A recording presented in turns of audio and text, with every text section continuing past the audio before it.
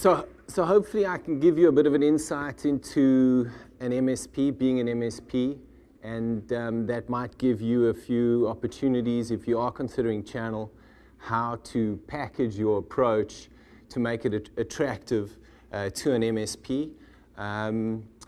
I did an executive development program in South Africa. It was a 12-month program where they take entrepreneurs and business leaders and pair them with a principal of a public school. And we think as entrepreneurs and business leaders that our jobs are difficult to drive strategy and achieve what we're trying to achieve. And I took a look at the life of a school principal, and it was very clear that their lives are significantly more complicated. And one of the modules in the program was a book by Peter Bloch called Community. And I think for all of us, we have communities that we need to sell into, communities that we need to nurture. And I'll give you a bit of a context of our experience in the Microsoft partner community and the community within an organization, our culture.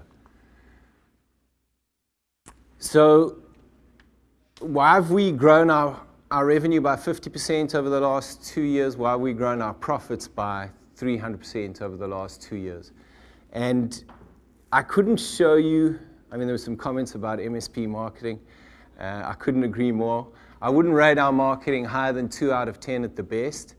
And I couldn't show you a clear plan that in our marketing of why we've grown at the rate that we have. And if I were to single out any single thing, it would be our culture. And there are quite a few examples to that. So early on in our business, we realized that if we were going to be successful, we had to create a workplace where we could find great talent and we could keep great talent. The short Asian gentleman in the middle there he came first in my information system class at university. I don't know why he chose to join us. The guy on the far right, your right, came second in his class. He did a master's in telecommunications, and 2 of the guys there are still with us today. So it's been an amazing journey, and in these early days we realized it couldn't just be about working long hours, putting everybody under insane pressure. How can we create a culture where it's not about the number of hours you work in the day, but it's about the quality of the hour? There's a great book written by Jim Lure and Tony Schwartz called The Power of Full Engagement. And that idea that if your people are encouraged to be active and present fathers, active and present mothers, be healthy and genuinely cared for, you'll get a productivity and a connectedness in your culture that will see you succeed. So I'll talk about one piece of our culture. So I did a course at MIT where one of the lecturers mentioned a book by Matthew Kelly called The Dream Manager. And from early on in the business, we were trying to programatize this idea of balance and achieving your goals and dreams in our culture. And this book just really resonated. So we implemented our Dreams program in 2008. And the one part of our Dreams program is that we do dream books once a year. And this is about 2,400 goals and dreams visualized. So in a nutshell, you take the wheel of life, physical, health, spiritual, financial, you brainstorm. What would you love to achieve in that part of your life if there were no limits? Run an Ironman, visit my aunt, whatever it might be. Some can be long-term, short-term, and you end up with your top 10 goals or dreams. And then what a dream book is in our business is it's your top 10 goals and dreams visualized, and that is something that we've programatized in the form of dream groups where they meet once a month. For those of you that might know Entrepreneurs Organization or Young Presidents Organization, YPO, the way we structure the dream groups is based on the way a forum is structured. So this has been a program that's had a huge impact for us. So now I'll give you a context, just a little bit about our experience in a partner community and possibly some insights I can share. One is our experience in the Microsoft partner community, and how Thomas and I actually got to know each other was I sent quite an irate email to Thomas saying, it's bullshit that I can't become a Microsoft Gold partner because I just focus on SMB.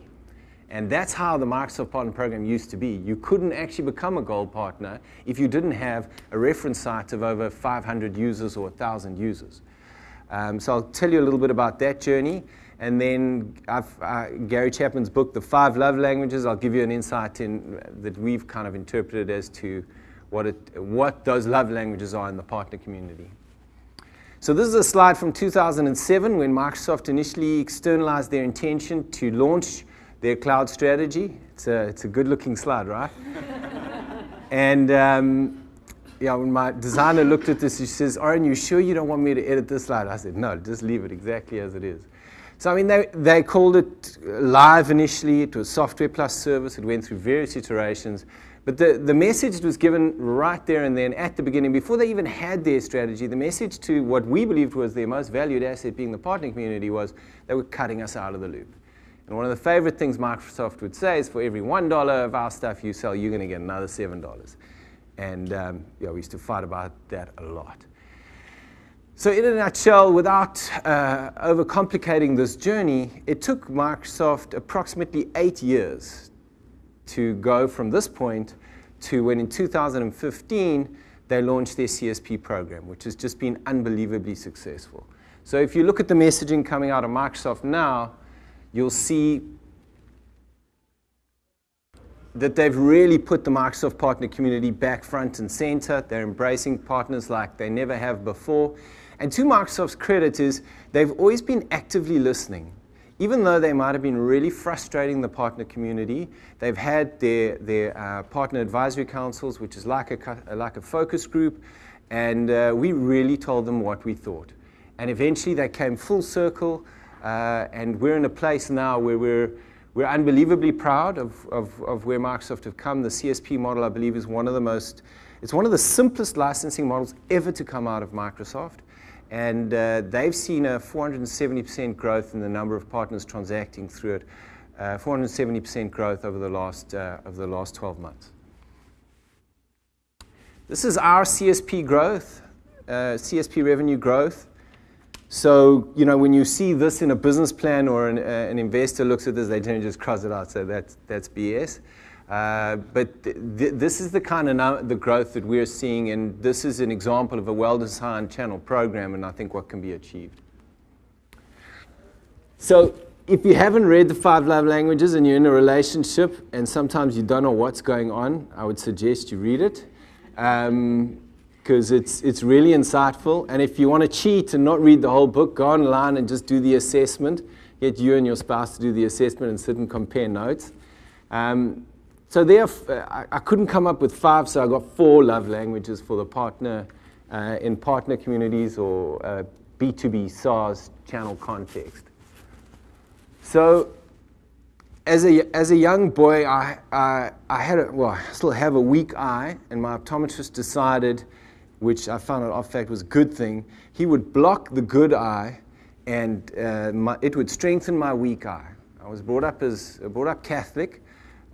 Passive Catholic, and my grandfather in the latter parts of his life became an evangelical minister, and the word evangelism really sort of came to me quite young, because when I went to go and visit my grandfather, we would go to his ministry, and he would put me on stage with my patch, and a lot of people would pray on me and talk in tongues.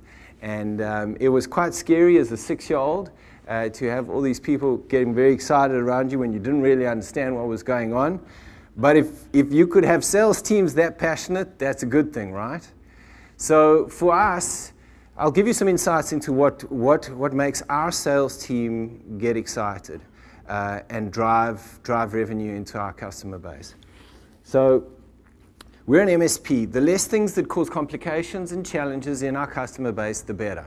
So whatever product or service we're going to sell, if it's not our own, we're reselling, whether it be a SaaS opportunity or whatever it might be, it mustn't introduce additional complexity. That's the first thing. It's critically important that the sales teams, we have account managers, we have farmers, and then we have new business, which are hunters. We've seen the most success where we're actually using that technology internally ourselves. And when they're comfortable with it, they're using it in their day-to-day, so they can get excited about it, and now they can take it into the customer base. And where there's real profitability and it can actually have an impact on the customer, that's where our salespeople get very, very excited. So there's a great book by Randy Comerson and John Mullins called Getting to Plan B. And there's another one in a similar context called Borrowing Brilliance. And they both talk about this idea, the more compelling the question is that you ask, it's more about the question you ask than your answer. And if your question is unbelievably compelling in your business case, and you're convincingly answering it, that's where you're going to create the greatest customer value. And we want to be associated with products and offerings that are going to make us look good. We want to be associated with products and offerings that are going to solve our customers' pain points. So where the customer value is there, we want to be associated with that. And we will actually, and we've gone out of our way to find, even for companies that don't necessarily have a channel model, we've approached them to say, we want to sell this product into our customer base. Because quite simply, you're adding significant value. I think to understand the MSP profit ecosystem and what's happening due to some of the market forces right now, and some are more mature and some are less mature, there are two elements here. One is an income statement level of profit, and the other is cash flow. So I'll talk about cash flow first. So a well-run MSP, and there are many MSPs that still sell product, some form. And sometimes it's a significant part of their business, and it has an impact on their working capital. So a well-run MSP will look to collect money as quickly as possible and pay late. And that has an impact on their working capital. And as those product sales are decreasing, the amount of free cash flow in their business, to an extent, will be decreasing in that particular area. So when you're having a dialogue and you have a B2B SaaS offering, just being cognizant of that and taking that into account can possibly be of value in the dialogue that you're having with them. And you might have creative ideas on how to solve that. And I know some of the distributors have got some ideas around that, but it's quite significant, something to consider. And then secondly, from a pure profit impact, for us, we have too many vendors that come to us and say, please sell my product. So if I'm not going to profit out of it, there'd be one or two, maybe one reason why I would accept not profiting out of it. It has to be an unbelievable product that is going to make me look really, really good. And I want to be associated with that value, and I want to try and control that value. But it has to have an impact on our profit. The margins have to be there. Like once-off payments, like I'm not interested. Our business is built on annuity. And if we don't see a lifelong relationship with your product into our customer base, we're not interested. And the last one is simplicity. So I've fought a lot with Microsoft about this. You know, how many acronyms can you remember? As like, you know, just do an audit of the acronyms in your business. Because it's ridiculous. I've even seen Microsoft's own people sometimes not know their acronyms. And they've really gone through a process of simplifying their approach. So within your own organizations, look at the amount of acronyms, look how complex your licensing is. That licensing model needs to be very, very simple. And if someone in your team cannot describe within 60 seconds what you offer and what the options are, you need to relook at it and think about simplifying it again. So to wrap up, we've seen investing and nurturing our culture being one of the things that have impacted our growth the most significantly. Our experience as a Microsoft partner, I think in any partnership you fight, and but we're very proud of our partnership. I'm very proud of where Microsoft have arrived at, and it's great to see the message putting the partner community front and center again.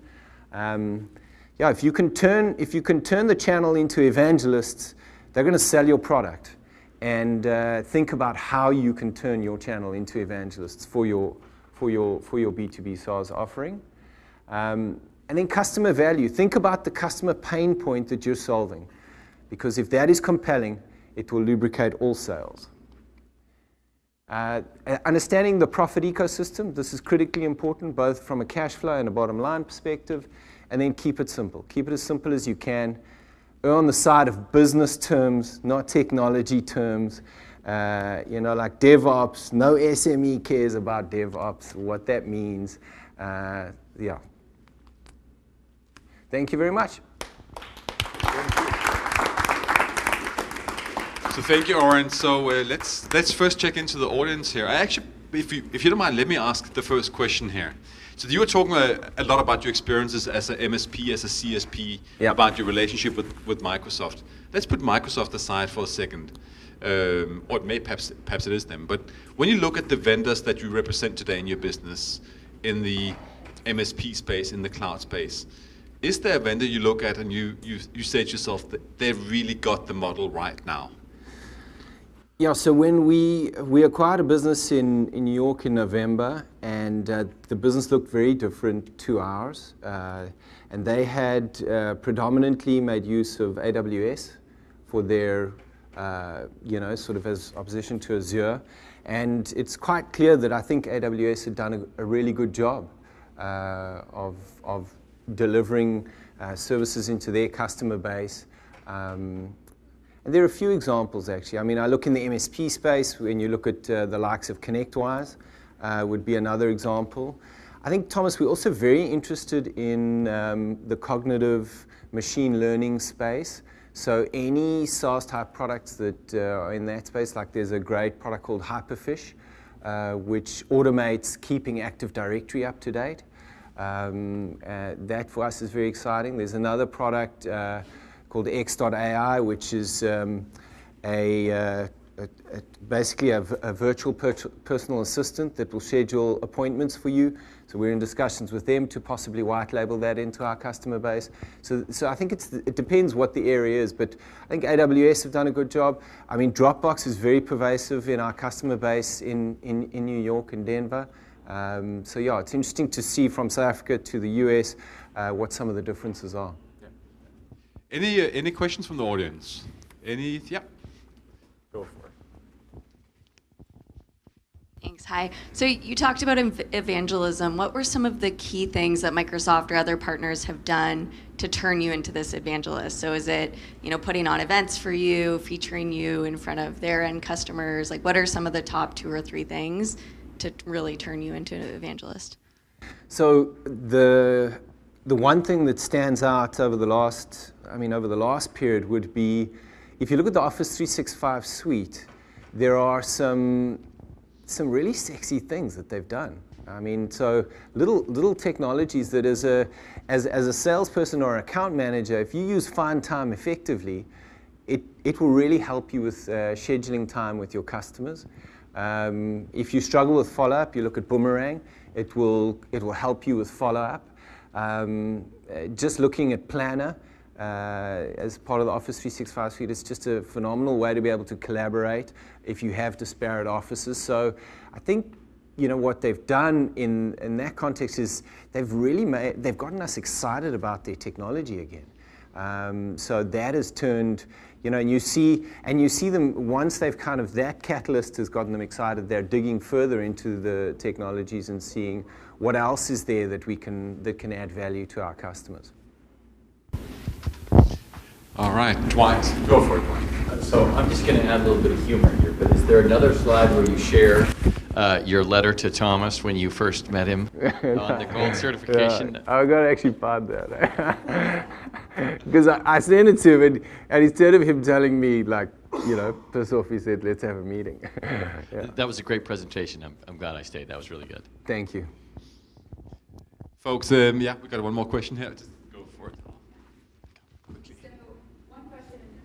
I myself was on the partner side, a HubSpot VAR for many years, and now I'm on a channel team helping to grow a channel. And so one of the objections we hear when bringing on new partners, and one of the objections I myself had as a value-added reseller, was that if I become a partner and I promote your software and I receive a revenue share for the software I sell, won't I then be biased, and won't that create a bias between me and my client to potentially sell them something they don't need, and so they don't want that icky feeling? How do you deal with that? How do you explain that to your customers? That's a great question, and we're very similarly try and position ourselves as a trusted advisor, seen to be objective. So We try to make our recommendations in the context that this is what we think is right for you, but we encourage you as our partner to consider other options. We err on the side of putting forward less options because we've seen that work for us, but it's definitely something that needs to be actively managed. We try and deal with it in induction of account management and salespeople because they can get too excited where there's a product where they're going to earn the greatest compensation. So it's definitely a work in progress. There's no silver bullet fix, but it's very relevant because you can lose trust from a customer if they think you're just trying to push a certain product down their mouth. They're really not going to respond well. So we actively keep those channels of communication open. Cool. Any last questions from anyone else? Yeah. Thank you. In the presentation, you mentioned about partnering with vendors, and you mentioned you are looking at a long-term benefit and a long-term relationship. Are there any other points that you would highlight or really make a difference if you were to become a partner reselling a product? In our choice of what product we would consider reselling? Sure, there are.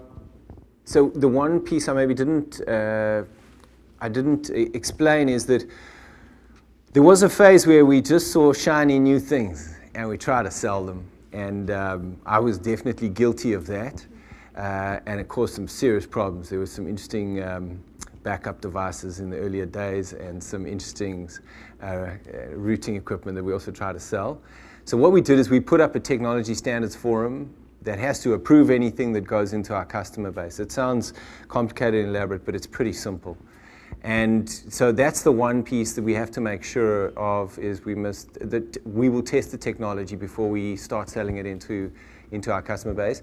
And then other partners where we've partnered where it's been very successful is they co-sell with us at times where there's a deeper technical skill required, and we find in some of the distributors they can add that kind of value where they've actually invested in certain skills that enable us to be able to perform some of the more complex selling. So I don't know if that gives some insight into